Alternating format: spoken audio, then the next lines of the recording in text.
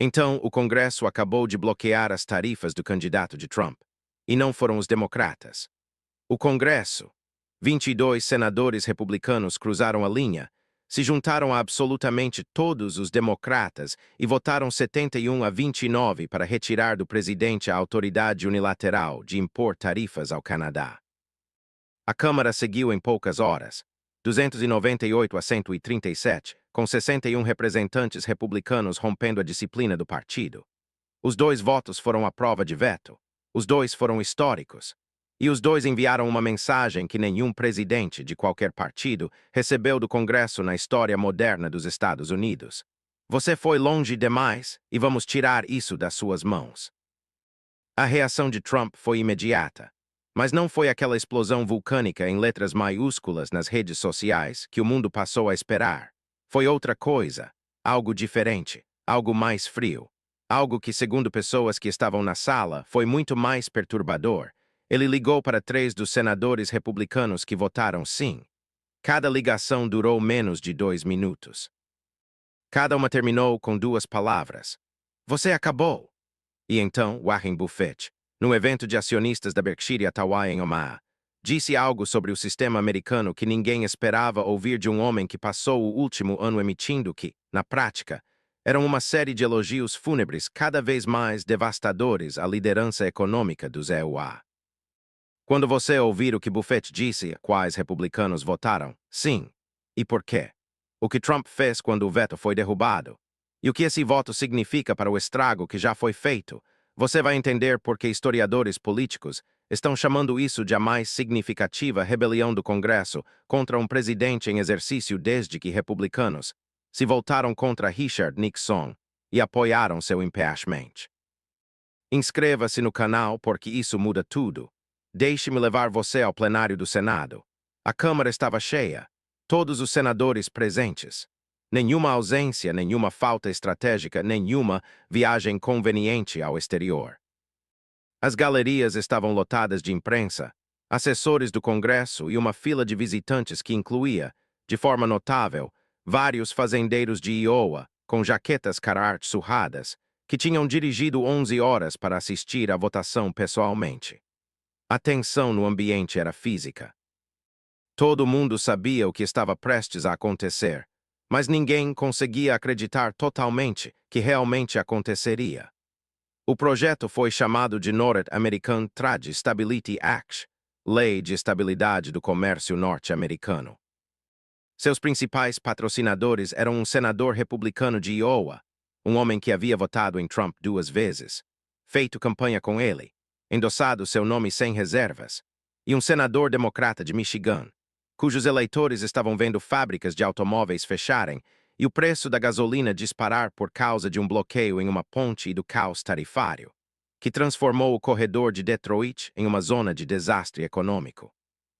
2 homens que mal tinham se falado antes dessa crise coescreveram o projeto em 6 semanas, angariando votos dos 2 partidos com um argumento tão simples quanto devastador. A política comercial do presidente está destruindo nossos estados. E se nós não pararmos isso, ninguém vai parar. O patrocinador republicano se levantou para falar. O Senado ficou em silêncio. Ele era alto, cabelos prateados, cerca de 60 e poucos anos, com mãos marcadas pelo tempo, de alguém que cresceu na mesma vida rural que seus eleitores agora estavam perdendo. Ele falou sem notas. Eu não vim para o Senado dos Estados Unidos para destruir o sustento de quem me enviou para cá, disse ele. Eu apoio este presidente em muitos temas. Eu defendi este presidente quando acreditei que ele estava certo. Mas eu não vou apoiar uma política comercial que está fechando fábricas no meu estado, levando agricultores à falência no meu distrito e aumentando os preços para cada família que eu represento. O povo de Iowa não me elegeu para ser leal a um homem. Me elegeu para proteger seus interesses. E os interesses deles exigem que eu vote sim hoje. O silêncio que se seguiu era daquele tipo que só existe em salas onde todos estão prendendo a respiração. A chamada nominal começou. O escrivão leu os nomes em ordem alfabética. O primeiro republicano a votar sim provocou um murmúrio na galeria. O segundo, um murmúrio maior. Na quinta deserção republicana, a galeria de imprensa estava em um pandemônio controlado. repórteres digitando freneticamente, enviando mensagens a editores, tentando manter a contagem. Quando o 67º voto foi registrado, o voto que ultrapassou o limiar de 2/3, o voto que tornava o resultado à prova de veto e, portanto, inevitável, houve um suspiro audível da galeria, seguido por algo que quase nunca acontece no Senado dos Estados Unidos: aplausos espontâneos. O presidente da sessão pediu ordem. Os aplausos continuaram por alguns segundos e então cessaram. Resultado final: 71-29. Todos os 49 democratas mais 22 republicanos. Uma margem tão grande que, mesmo que todos os 22 republicanos tivessem mudado de ideia sob pressão, o projeto ainda teria votos suficientes para passar por maioria simples. Mas o ponto era o patamar, a prova de veto. Os senadores não queriam apenas aprovar o projeto. Queriam torná-lo intocável. Queriam que Trump soubesse que, mesmo que vetasse, e todos esperavam que ele vetasse, eles tinham votos para derrubar o veto. Eles queriam encerrar aquilo de forma permanente. A North American Trade Stability Act não apenas bloqueia as tarifas atuais. Ela reescreve as regras do jogo por completo. Deixe-me explicar o que esse projeto realmente faz, porque o alcance é muito mais amplo do que a manchete sugere. Primeiro, ele revoga imediatamente e por completo todas as tarifas sobre produtos canadenses impostas por ação executiva sob a administração atual. Cada tarifa sobre aço, alumínio, madeira, laticínios, produtos agrícolas, autopeças e as tarifas gerais sobre os demais produtos, todas eliminadas, com efeito após a derrubada do veto.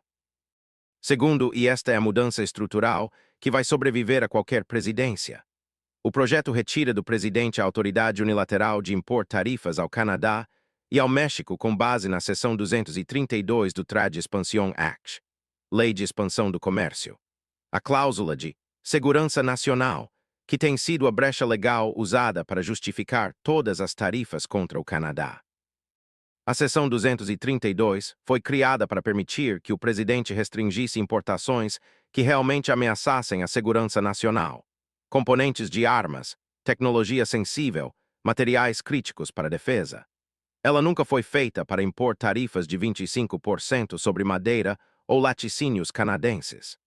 A lei fecha essa brecha permanentemente para países parceiros do USMCA. Terceiro, o projeto exige a aprovação explícita do Congresso, maioria simples em ambas as casas, para quaisquer tarifas futuras sobre Canadá ou México que excedam 5% em qualquer categoria de produto. O presidente pode propor tarifas, negociar, defender. Mas não pode agir sozinho. O Congresso precisa votar.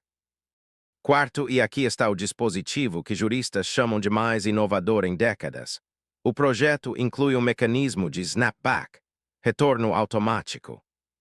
Se qualquer futuro presidente tentar reimpor tarifas ao Canadá ou ao México por ação executiva, por qualquer teoria jurídica, qualquer justificativa, qualquer estatuto, a cláusula dispara automaticamente uma votação de derrubada no Congresso dentro de 48 horas. Sem audiências de comissão, sem manobras de procedimento, sem atrasos, uma votação direta, sim ou não, sobre manter ou derrubar as tarifas. O Congresso não apenas bloqueou tarifas. Ele construiu um firewall constitucional em torno da política comercial da América do Norte, tão espesso que nenhum presidente futuro de qualquer partido pode fazer o que este presidente fez sem o consentimento explícito do Congresso. A Câmara aprovou o projeto correspondente 4 horas depois, 298 a 137. 61 republicanos votaram sim, quase um terço de toda a bancada republicana. Muitos dos mesmos estados devastados pelo caos tarifário. Michigan, Alabama, Ohio, Iowa, Wisconsin, Pensilvânia, Indiana, Tennessee, Carolina do Sul. A rebelião não foi apenas de alguns moderados ou deputados em fim de carreira. Foi uma revolta ampla, profunda e geograficamente diversa, de republicanos que concluíram, alguns com relutância, outros com raiva, outros com angústia visível no plenário, que lealdade ao presidente já não era compatível com lealdade ao povo que os elegeu. Mas os números não contam a história real. Números não sangram. Pessoas sangram. A história real é porque esses republicanos romperam. O que viram em seus distritos, o que ouviram na cara, o que finalmente tornou politicamente mais perigoso apoiar o presidente do que enfrentá-lo. O senador de Iowa, principal patrocinador, viu a economia agrícola do seu estado colapsar ao longo do último ano. Tarifas retaliatórias do Canadá sobre milho, soja e carne suína fecharam mercados de exportação que fazendeiros de Iowa levaram décadas para construir. Falências no campo subiram 40% em 12 meses. O valor das terras, o patrimônio das famílias rurais, caiu 15%. Agricultores na mesma terra por 4 gerações estavam vendendo porque não conseguiam pagar empréstimos de equipamentos comprados quando os mercados estavam abertos e os preços eram estáveis. O senador fez uma assembleia em Polk County 3 semanas antes do voto. Ele esperava frustração. Ele recebeu algo mais perto de luto. Um agricultor de soja de 63 anos chamado Dale Gunderson se levantou segurando uma pasta com extratos bancários e disse: Senador, eu votei republicano a vida inteira. Meu pai votou republicano. Meu avô votou republicano. Nós acreditávamos em livre mercado e livre comércio e em manter o governo fora da nossa vida. E agora o nosso governo, aquele em que votamos, destruiu meu mercado de exportação, derrubou o preço da minha colheita e meu banco está dizendo que eu tenho 90 dias para refinanciar ou eles tomam a terra. 4 gerações, 90 dias. A voz dele falhou. Eu não estou pedindo para você virar democrata. Estou pedindo para você ser um Iowan. Aquela assembleia foi o ponto de virada. O senador disse a colegas depois: Eu sobrevivo a uma prévia. Eu sobrevivo à raiva do Trump. Eu não sobrevivo olhando nos olhos do Dale Gunderson e dizendo que escolhi uma política tarifária em vez da fazenda da família dele. A conversão da senadora do Alabama foi ainda mais abrupta. No início, ela havia defendido as tarifas publicamente na Fox News, com aquela certeza confiante de quem acredita que a política vai funcionar. Então a Toyota tirou 9 bilhões de dólares de Huntsville, 4 mil empregos diretos, 10 mil indiretos. O futuro econômico de uma cidade inteira sumiu da noite para o dia. Títulos municipais rebaixados, operários da construção demitidos, loteamentos congelados, pequenos negócios fechando. Na manhã seguinte ao anúncio da Toyota, ela ligou para o patrocinador do projeto, do carro, no estacionamento de uma igreja em Huntsville, onde tinha acabado de se encontrar com trabalhadores da construção recém-demitidos. Estou dentro, ela disse.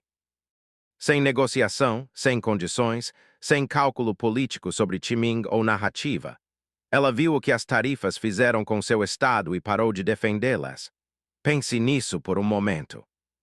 Uma senadora republicana em um dos estados mais conservadores dos EUA, que defendeu repetidas vezes a política comercial do presidente na televisão nacional, mudou de posição numa única manhã, porque viu que a política estava fazendo com gente real num estacionamento em Huntsville. Isso não é ideologia. Isso não é estratégia. Isso é um ser humano vendo sua comunidade ser destruída e decidindo que nenhuma lealdade política vale isso. A quebra da delegação de Michigan foi impulsionada pela crise da ponte e pelos fechamentos de fábricas. 2 representantes republicanos dos subúrbios de Detroit votaram sim. Seus eleitores eram trabalhadores da Ford demitidos em Dearborn, empregados da GM com risco de demissão em Flint, motoristas pagando $5 por galão, pequenos empresários vendo o corredor de Detroit, uma das regiões industriais mais produtivas da Terra, ser estrangulado porque uma ponte foi bloqueada e peças não atravessavam o rio. Um desses representantes fez uma assembleia num salão da VFW em Livonia, Michigan, 2 semanas antes do voto. Um membro do AW chamado Tony Serrano, 44 anos, que trabalhava no complexo Ford Rouge há 19 anos, se levantou e falou diretamente ao congressista. Eu votei no seu presidente. Eu acreditei quando ele disse que traria empregos de volta. Em vez disso, ele tirou o meu. Estou em layoff temporário porque peças estão presas numa ponte. Minha esposa trabalha num fornecedor de autopeças que acabou de cortar horas. Meus filhos estão me perguntando por que estou em casa no meio do dia. Ele fez uma pausa. Eu não estou pedindo para você virar democrata. Estou pedindo para você tirar as tarifas dele antes que eu perca minha casa. Esse momento foi gravado por celular. Viralizou em horas. 14 milhões de visualizações. O congressista votou sim 2 dias depois. Nos bastidores, a pressão era ainda mais intensa. Grandes doadores republicanos, a infraestrutura financeira que financia campanhas, super PACs e a máquina política americana começaram a ameaçar cortar contribuições caso as tarifas não fossem revertidas. A Koch Network, tradicionalmente alinhada ao libertarianismo pró-livre comércio, fez lobby ativo. Club for Growth, Americans for Prosperity, National Association of Manufacturers e a Câmara de Comércio dos EUA mobilizaram-se contra as tarifas com uma urgência que veteranos do lobby descreveram como inédita. Os do dinheiro disseram aos senadores: sua carreira depende desse voto, não do presidente. E então Warren Buffett subiu ao microfone em Omaha e disse algo que ninguém esperava. Ele estava no encontro anual de acionistas da Berkshire Hathaway. A sala estava lotada. Quando ele chegou ao púlpito, a plateia deu a ele uma ovação de pé, como sempre. Mas dessa vez durou mais e carregava um peso emocional difícil de definir. A primeira pergunta foi sobre o voto do Congresso. Buffett fez uma pausa, tirou os óculos, colocou de novo, e então sorriu um sorriso de verdade, não aquele sorriso de dor que o mundo vinha vendo há um ano. Vocês sabem, ele disse, as pessoas têm me perguntado há meses, anos, na verdade, o que está errado com a América. O que está errado com o sistema. Porque tudo parece desmoronar, e eu disse coisas duras. Usei palavras como demolido. Usei palavras como obituário. Eu movi capital para fora porque não confiei no ambiente de política pública. Eu critiquei decisões que eu achei prejudiciais e autodestrutivas, e eu quis dizer cada palavra. Ele pausou de novo. A sala ficou absolutamente imóvel. Mas hoje eu quero dizer algo diferente. O que o Congresso fez ontem, republicanos e democratas juntos de estados por todo o país, isso não é o que está errado com a América. Isso é o que está certo com a América. Isso é o sistema funcionando exatamente do jeito que foi desenhado para funcionar 237 anos atrás. O aplauso começou antes de ele terminar a frase. Os fundadores deste país tinham pavor de poder concentrado. Foi por isso que construíram 3 poderes. Eles queriam garantir que se um poder saísse dos trilhos, se um presidente, qualquer presidente, republicano ou democrata, perseguisse uma política que estivesse destruindo a economia e machucando o povo, os outros poderes pudessem intervir e dizer: não, pare, chega, foi o que aconteceu ontem. O Congresso disse não. E esse não pode ser a palavra mais importante dita em Washington em muito tempo. Ele ficou sério. Agora, sobre a economia.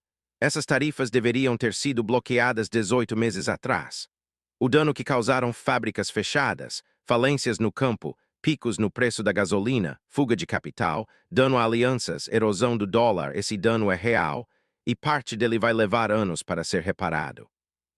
Parte pode nunca ser plenamente reparada. O Congresso não evitou o dano. Ele impediu que ficasse pior. E às vezes, na minha experiência em negócios, na vida e na medicina, parar a hemorragia é a coisa mais importante antes de começar a curar. Então Buffett disse algo que soou como a conclusão emocional, não só do momento, mas de tudo que o país vinha atravessando. Eu disse coisas duras sobre a liderança americana este último ano. Eu movi capital da Berkshire para mercados internacionais. Eu questionei a competência e a confiabilidade da política americana de formas que eu nunca imaginei que questionaria. E eu quis dizer isso, cada palavra. Mas deixa eu dizer isto, ele se inclinou para frente.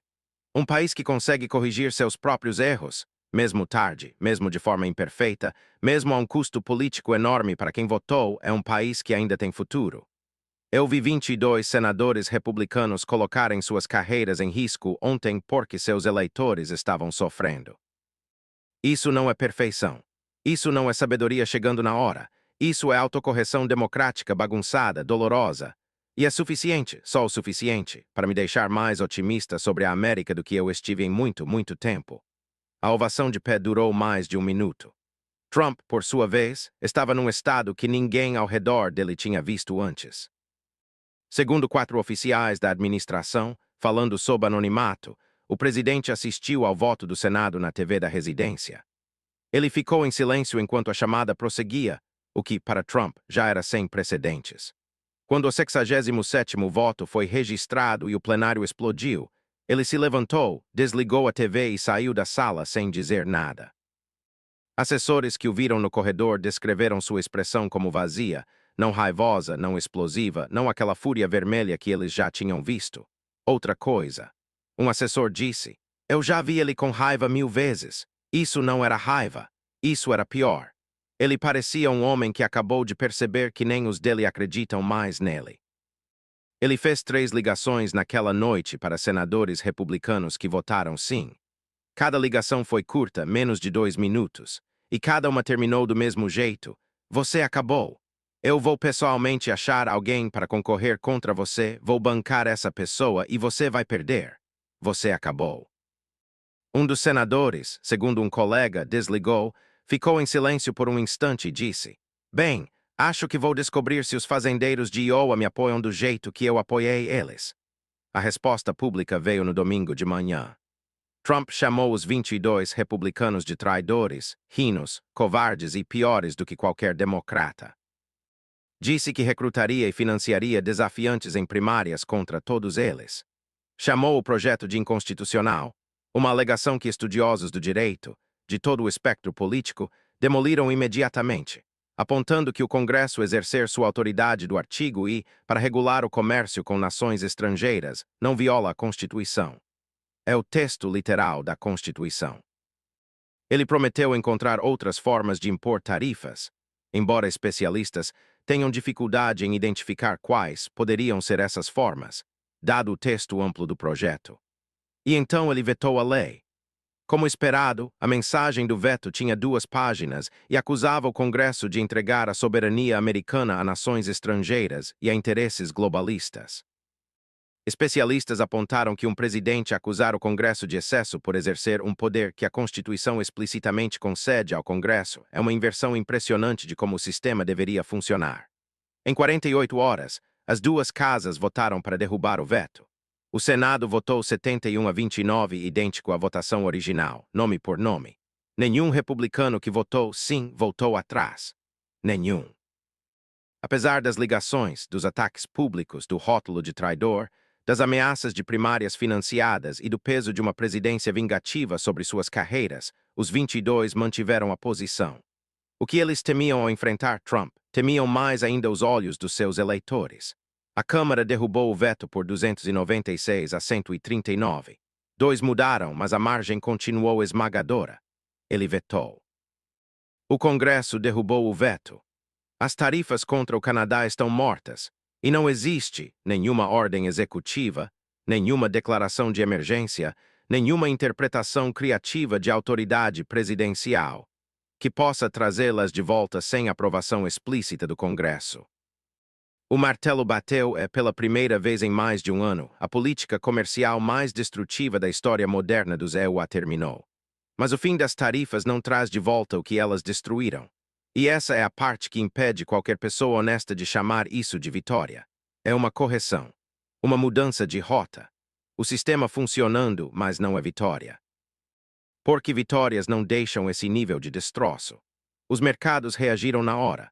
O Dow subiu mais de 600 pontos no dia seguinte à derrubada do veto, a maior alta diária em 4 meses. O dólar se estabilizou contra as principais moedas pela primeira vez em meses. Autoridades comerciais canadenses sinalizaram disposição para retomar negociações bilaterais. Mark Carney anunciou que as taxas sobre exportação de energia, impostas como resposta ao bloqueio da ponte e ao conflito tarifário, seriam revisadas para desescalada.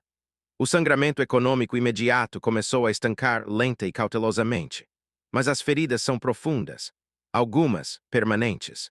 O investimento de 9 bilhões de dólares da Toyota não vai voltar ao Alabama. O complexo fabril já está em construção em Ontário. Aço subindo, trabalhadores contratados, cronogramas definidos. Os 4.000 empregos diretos e 10.000 indiretos prometidos a Huntsville estão sendo criados no Canadá. Os títulos municipais emitidos por Huntsville para a infraestrutura de uma fábrica que não existe mais serão pagos pelos contribuintes por 25 anos. As falências rurais já registradas em Iowa, Wisconsin, Nebraska e nas Dakotas não podem ser desregistradas. As terras vendidas a preço de desespero não podem ser descompradas. A fazenda de 4 gerações do Dali Gunderson não pode ser desforçada. Os mercados de exportação de soja que agricultores de Iowa construíram no Canadá, relações cultivadas por anos, contratos baseados em confiança e previsibilidade, foram destruídos em semanas e podem levar anos para se reerguer, se é que vão se reerguer. Compradores canadenses acharam outros fornecedores: trigo australiano, soja brasileira, milho argentino. Esses novos vínculos agora estão consolidados. Os trabalhadores do setor automotivo demitidos não recebem salário retroativo pelos meses perdidos. As famílias que queimaram economias, estouraram cartões e atrasaram hipotecas durante paralisações não ganham alívio retroativo porque o Congresso finalmente agiu. E as alianças com a Austrália, Japão e União Europeia vão levar anos de comportamento americano estável para ser reconstruídas. Confiança institucional entre nações, quando quebrada, não se cura no tempo de um político. O Pacto de Prosperidade Democrática que Carney negociou com a União Europeia não vai ser desfeito porque o Congresso reverteu uma política tarifária. A estrutura de bypass do dólar já está operando, processando transações reais diariamente. A linha de swap entre o Banco do Canadá e o BC está ativa. Essa infraestrutura financeira alternativa existe e será usada, expandida e copiada por outros países. O Congresso interrompeu a política. Ele não pode desfazer as consequências. As tarifas duraram 18 meses. O dano vai durar uma década, talvez mais. Talvez, no caso da erosão do status do dólar como moeda de reserva, muito mais. E agora o Partido Republicano está em guerra consigo mesmo como não via desde o Tea Party, só que desta vez a fratura é mais profunda. Não é sobre ideologia ou estilo. É sobre se a lealdade ao presidente ou a lealdade aos eleitores vem primeiro quando as duas entram em conflito direto e irreconciliável. Trump declarou uma vendetta política contra 22 senadores e 61 representantes do próprio partido. Já existem primárias anunciadas em 4 estados. Trump já endossou pessoalmente desafiantes em 3, e seu PAC comprometeu mais de 12 milhões de dólares para financiar campanhas contra os dissidentes. A mensagem é clara: me enfrente e eu acabo com sua carreira. Mas pesquisas iniciais mostram algo que a Casa Branca não esperava. Em 3 dos 4 estados, os dissidentes estão na frente. Em Iowa, o patrocinador principal lidera seu desafiante por 11 pontos. No Alabama, a senadora que virou após a saída da Toyota está 7 pontos à frente. Acontece que quando você vota para salvar fazendas, fábricas e o sustento do seu povo, o seu povo lembra. A base populista que segue Trump é poderosa e barulhenta. Mas os fazendeiros que perderam terras também são poderosos. Os metalúrgicos e trabalhadores automotivos que perderam o salário também são poderosos.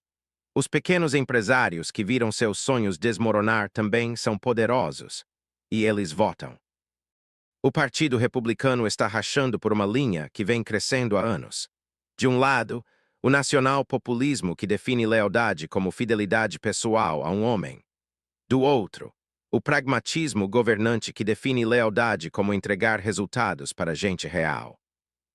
E há uma dimensão constitucional que vai além de qualquer presidente. A Lei de Estabilidade do Comércio Norte-Americano não só bloqueia tarifas. Ela recupera formal e estruturalmente a autoridade do Congresso sobre a política comercial, autoridade que o artigo I. Seção 8 concede explicitamente ao Congresso, mas que foi sendo transferida ao Executivo ao longo de 50 anos por delegações, provisões de emergência e a elasticidade da brecha da segurança nacional, na seção 232. Presidentes futuros de qualquer partido agora enfrentarão um Congresso que já mostrou que tem coragem e votos para reafirmar sua autoridade. O precedente existe. O mecanismo existe. A cláusula de snapback está carregada. Da próxima vez que qualquer presidente tentar impor tarifas unilaterais que machuquem a economia, o Congresso tem modelo, estrutura legal e memória institucional para fazer de novo. Então aqui estamos. O Congresso aprovou a North American Trade Stability Act com maioria bipartidária à prova de veto. 22 senadores republicanos e 61 representantes republicanos romperam com o próprio presidente porque seus eleitores estavam perdendo fazendas, fábricas e futuros. Trump vetou. O Congresso derrubou o veto. As tarifas contra o Canadá morreram. E Warren Buffett, pela primeira vez em um ano, expressou algo parecido com esperança. Não porque o dano foi desfeito, mas porque o sistema que deveria ter impedido o dano finalmente, tarde e com dor, entrou em ação. Isso não é mais sobre tarifas. É sobre se o sistema americano, desenhado por pessoas que tinham medo real de poder concentrado, ainda funciona. Se as grades de proteção da Constituição ainda aguentam quando um presidente força contra elas com todo o peso do cargo e do movimento. É sobre se um país que passou 18 meses vendo alianças racharem, fábricas fecharem, fazendas falirem, moeda enfraquecer e posição global diminuir ainda consegue dizer: chega. Hoje, de forma imperfeita, tardia e com um custo que deveria assombrar todos os que poderiam ter agido antes, a resposta é sim, por pouco, tarde demais para muitos, mas sim. As tarifas morreram. O dano é real, e o sistema machucado, atrasado e exausto ainda está de pé. Continue assistindo.